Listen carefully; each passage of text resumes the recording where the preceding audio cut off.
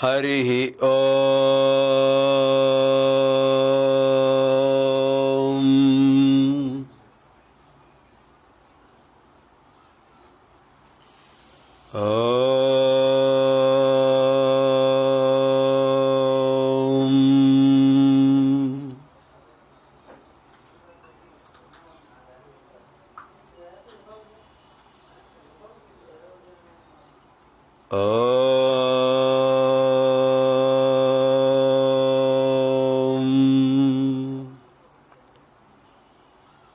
गणानां त्वा गणपतिगुं हवामहे कविं कवीनामुपमश्रवस्तमं ज्येष्ठराजं ब्रह्मणां ब्रह्मणस्पत आनशृण्वन्नोतिभिः सीदसादनं प्रणो देवी सरस्वती वाजेभिर्वाजिनीवती धीनामवित्र्यवतु। ओम श्री महागणाधिपतये नमः। ओम श्री महासरस्वत्यै नमः। ओम श्री गुरुभ्यो नमः। हरिः ओम।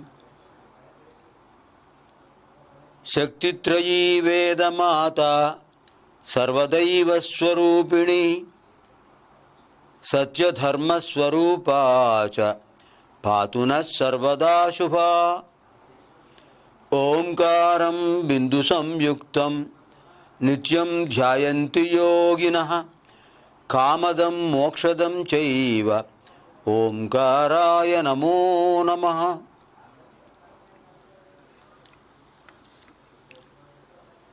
एतद् भानुवासरे ओम प्रसार माध्यमद्वारा प्रसारीभूत भारतीय संस्कृति अंतर्भाग ऋग्वेद अध्ययन कार्यक्रमः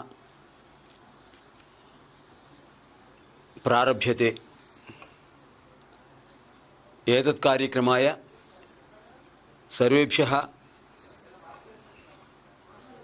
संदर्शकमहाशयेभ्यः तथैव संस्कृतभाषा विद्यार्थिभ्यश्च शुभस्वागतम्।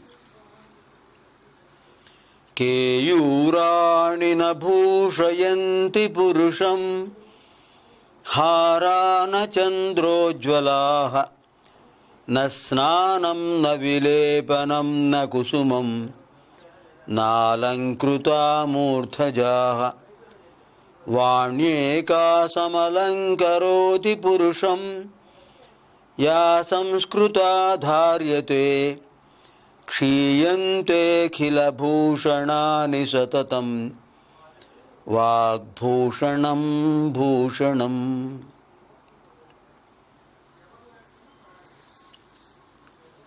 गत भानुवासरे पुरुषसूक्त विशेषाः अधीताः। अद्य एतद् भानुवासरे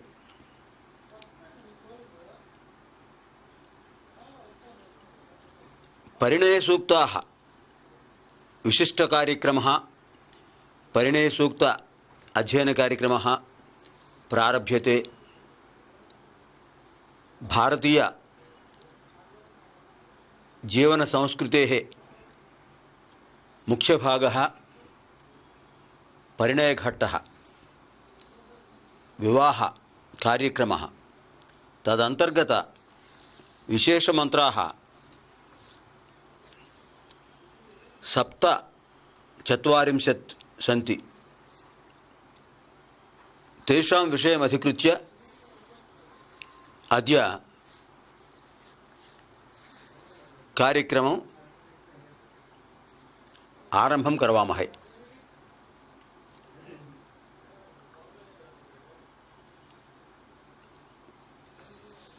प्रथमतः चतुर्वेद सूक्त महामंत्रं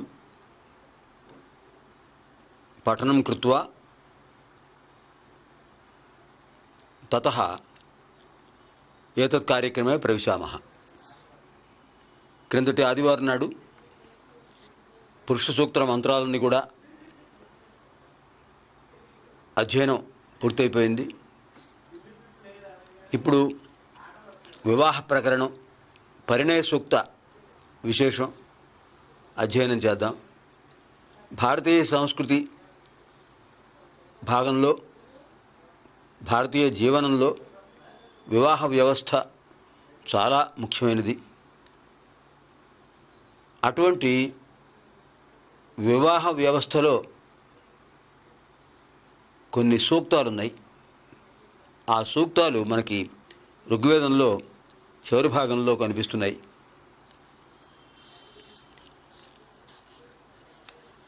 అరుంధతి వశిష్ఠులు, అనసూయాదేవి అత్రిమహాముని, లోపాముద్రాదేవి అగస్త్యుడు, ఈ దంపతులు దర్శించినటువంటి మంత్రాలు ఇవి. చాలా విశేషమైన మంత్రాలు. మొత్తం 47 మంత్రాలు, సప్తచత్వారింశత్ మంత్రాः. ఓం అథ పురుషో ఖవై నారాయణో కామయేద ప్రజా సృజేయేతి నారాయణాత్ ప్రాణో జాయతే మనఃసర్వేంద్రియాణి చ ఖం వాయుర్జ్యోతిరాపః పృథివీ విశ్వస్య ధారిణి నారాయణాద్ బ్రహ్మా జాయతే నారాయణాద్ రుద్రో జాయతే నారాయణాద్ ఇంద్రో జాయతే నారాయణాత్ ప్రజాపతయః ప్రజాయంతే నారాయణాద్ ద్వాదశాదిత్యా రుద్రావసవః సర్వాణి చ ఛందాగుంసి నారాయణాదేవ సముత్పద్యంతే నారాయణే ప్రవర్తంతే నారాయణే ప్రలీయంతే ఇతి ఋగ్వేద సూక్తం. ఓం అథ నిత్యో నారాయణః బ్రహ్మా నారాయణః శివశ్చ నారాయణః శక్రశ్చ నారాయణః ద్యావా పృథివ్యౌ చ నారాయణః కాలశ్చ నారాయణః దిశశ్చ నారాయణః అంతర్బహిశ్చ నారాయణః ఊర్ధ్వశ్చ నారాయణః అధశ్చ నారాయణः అంతర్బహిశ్చ నారాయణः నారాయణ ఏవేదగం సర్వం యద్భూతం యచ్చ భవ్యం నిష్కళో నిరంజనో నిర్వికల్పో నిరాఖ్యాత శుద్ధో దేవ ఏకో నారాయణః న ద్వితీయోస్తి కశ్చిత్ య ఏవం వేద స విష్ణురేవ భవతి స విష్ణురేవ భవతి ఇది యజుర్వేద సూక్తం. ఓమిత్యగ్రే వ్యాహరేత్ నమ ఇతి పశ్చాత్ నారాయణాయేత్యుపరిష్టాత్ ఓమిత్యేకాక్షరం నమ ఇతి ద్వే అక్షరే నారాయణాయేతి పంచాక్షరాణి ఏతద్వై నారాయణస్యాష్టాక్షరం పదం యో హవై నారాయణస్యాష్టాక్షరం పదమధ్యేతి అనపబ్రువః సర్వమాయురేతి విందతే ప్రాజాపత్యగం రాయస్పోషం గౌపత్యం తతోమృతత్వమశ్నుతే తతోమృతత్వమశ్నుత ఇతి య ఏవం వేద ఇది సామవేద సూక్తం. ఓం ప్రత్యగానందం బ్రహ్మపురుషం ప్రణవస్వరూపం అకార ఉకారమకార ఇతి తానేకథా సమభరత్తదేతదోమితి యముక్త్వా ముచ్యతే యోగి జన్మ సంసారబంధనాత్.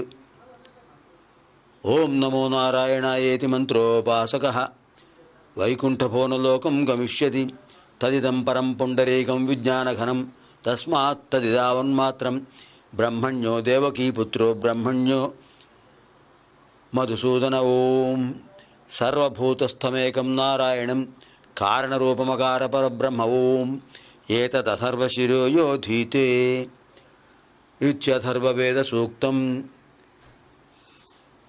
ప్రాతరధీయానో రాత్రికృతం పాపం నాశయతి సాయమధీయానో దివసకృతం పాపం నాశయతి మాధ్యందినమాదిత్యాభిముఖోధీయానః పంచపాదక ఉపపాదకాత్ ప్రతిముచ్యతే సర్వవేదపారాయణ పుణ్యం లభతే నారాయణ సాయుజ్యమవాప్నోతి శ్రీమన్నారాయణ సాయుజ్యమవాప్నోతి ఇత్యుపనిషత్తు. నారాయణోపనిషత్తు పఠనం అయింది. ఇప్పుడు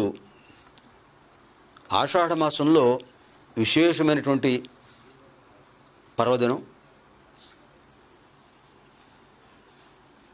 గురు పూర్ణిమ, ఆషాఢ పూర్ణిమ. అది దాటి ఇవాళ ఆషాఢ బహుళ పాడ్యంలో ప్రవేశించాం. నిన్నటి రోజున ప్రసారం ఉండదు గనక శనివారం నాడు ఇవాళ గురు పూర్ణిమ విశేషం ఒకసారి పునశ్చరణ చేసుకుందాం.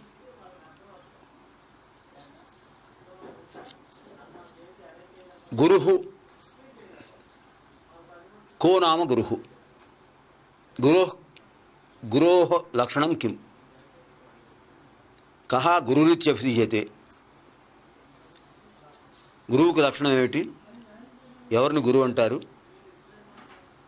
ఆ విశేషం. గుశబ్దస్త్వంధకారస్య దృశబ్దస్తన్నిరోధకః అంధకార నిరోధత్వాత్ గురురిత్యభిధీయతే. గుశబ్దస్తు అంధకారస్యాత్, గు అనే అక్షరానికి అంధకారం అని అర్థం. ఋషబ్దస్తన్నిరోధకః, రు అంటే ఆ అంధకారాన్ని నిరోధించేది, పోగొట్టేది. అంధకార నిరోధత్వాత్, అజ్ఞానం అనే అంధకారాన్ని పోగొట్టడం వల్ల గురురిత్యభిధీయతే. గురుహు అనే పదం ఏర్పడుతోంది.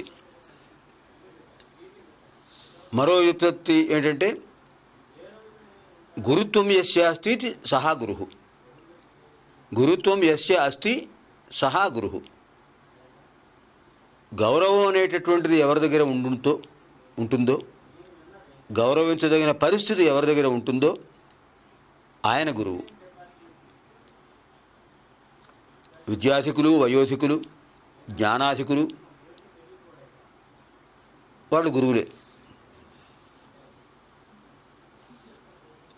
మరి ఆషాఢ పూర్ణిమ మహాషాఢి ఎందుకు గురు పూర్ణిమ అయింది? కృష్ణం వందే జగద్గురుం, ఆయన యొక్క వంశంలో జన్మించినవాడు గురువులకు గురువు. శ్రీకృష్ణ ద్వైపాయనులు.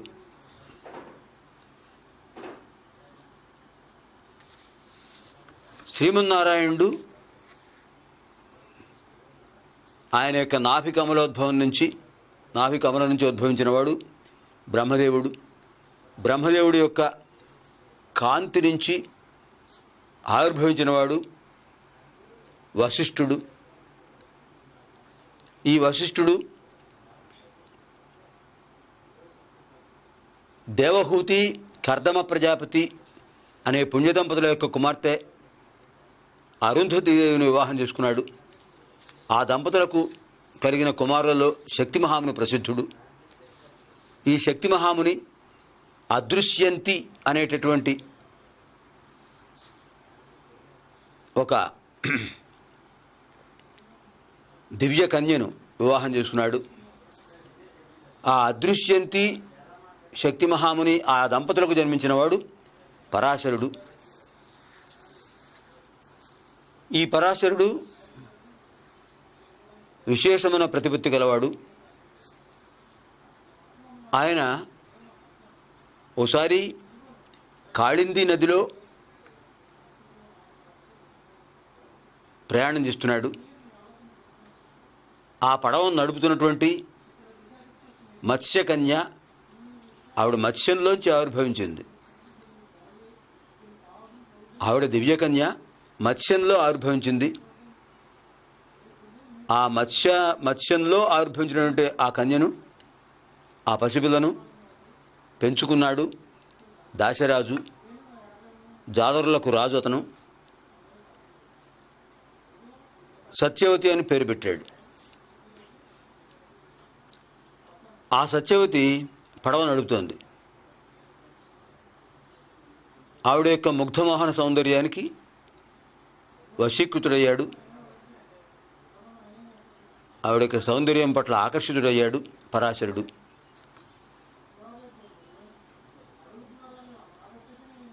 మంత్రద్రష్టలు ఋషులు కదండి వాళ్ళు. వాళ్ళకు దివ్య దర్శనం ఉంటుంది. ఎందుకు తన మనస్సల్లా ఒక పడవ నడిపే సామాన్యురాలిపై పడింది అని ఒక్కసారి ఆయన విచక్షణా జ్ఞానం ఉపయోగించి పరిశీలించాడు. అంతఃపరిశీలనం చేసుకున్నాడు.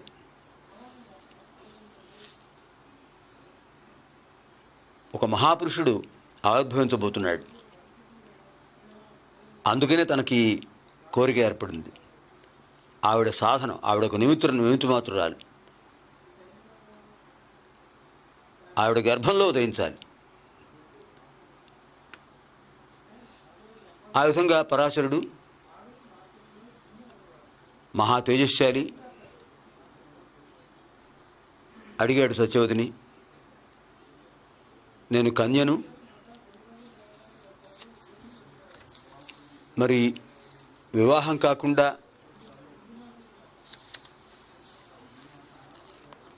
తనకు ఈ రకమైనటువంటి పురుష సంబంధం పనికిరాదు కదా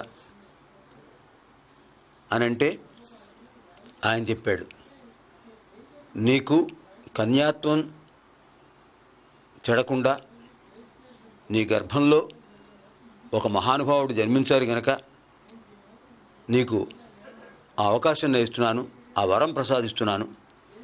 అంతేకాదు ఇక నుంచి నువ్వు మత్స్యగంధివి కాదు, యోజనగంధివి అవుతావు. ఇప్పటివరకు మత్స్యంలోంచి జన్మించావు కనుక నేను మత్స్యగంధి, ఆ మత్స్యం యొక్క వాసన వస్తుంటుంది కదా మత్స్యగంధి అన్నారు. ఇక నుంచి నువ్వు యోజనగంధి అవుతావు.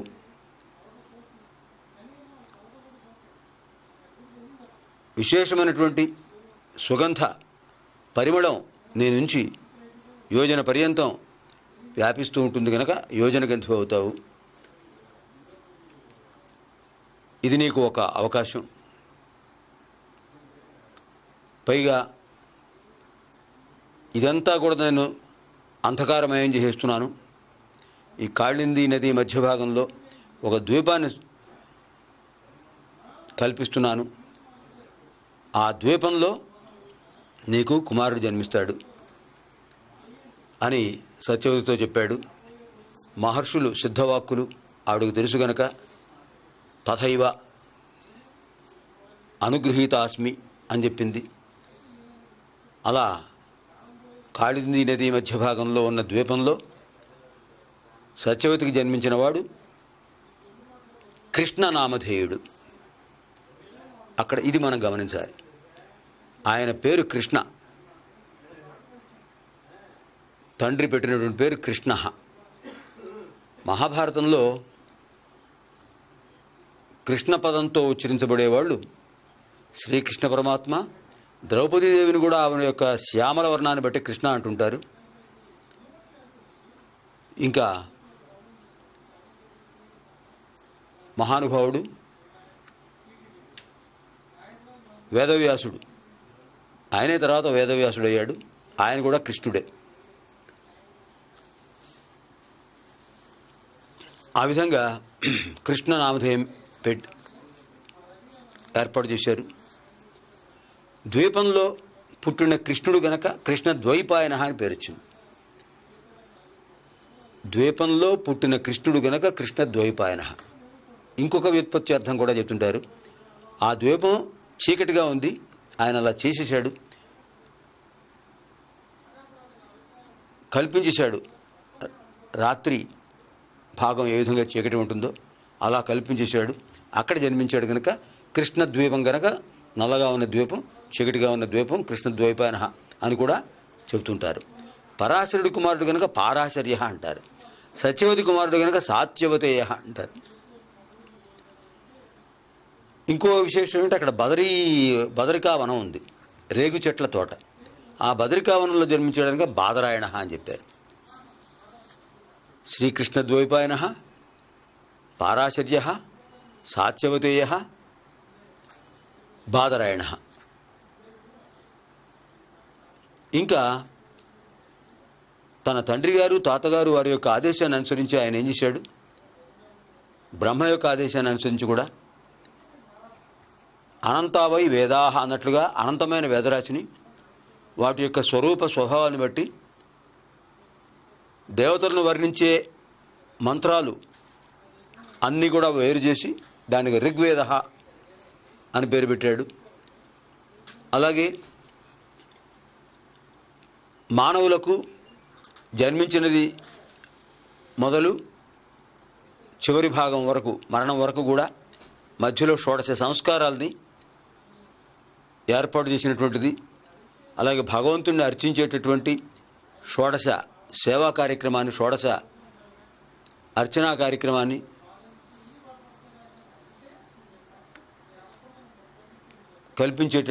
కలిగించేటటువంటి వాటిని తయారు చేసేటటువంటి అలాంటి విధి విధానాన్ని నిర్దేశించేటటువంటి మంత్రాలు కలిగింది.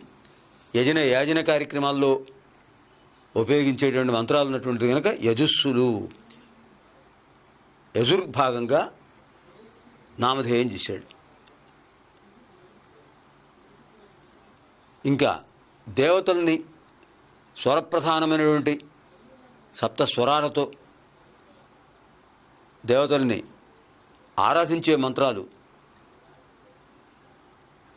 గాతుం యోగ్యం గేయం, పాడటానికి వీలుగా ఉండే మంత్రాలని కల్పించినటువంటి ఆ మంత్రాలు ఉన్నటువంటి ఆ సంహితా భాగాన్ని తీసుకుని ఆ సంహితను సామ సంహిత అని పేరు పెట్టాడు ఆయన. ఈ విధంగా ఋగ్యజుస్సామములు ఏర్పడినవి. తర్వాత వాటిలో మిగిలిన మంత్రాలన్నీ క్రోడీకరించి వైజ్ఞానిక విషయాలన్నీ ఉన్నాయి కనుక దాన్ని అథర్వ వేదంగా ఏర్పాటు చేశాడు. ఈ విధంగా చతుర్వేదాలను కూడా విభజించి ఇచ్చినవాడు కనుక వేద వ్యాస అని పేరు పొందాడు. ఏతద్విశేష ఆగామి భానువాసరే అధ్యయనం కరవామహై. హరి ఓం.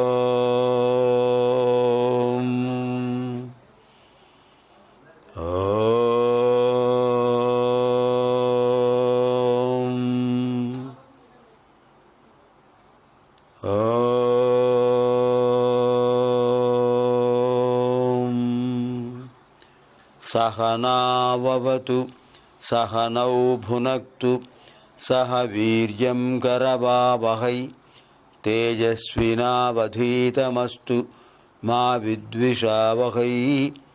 ఓం శాంతి శాంతి శాంతి.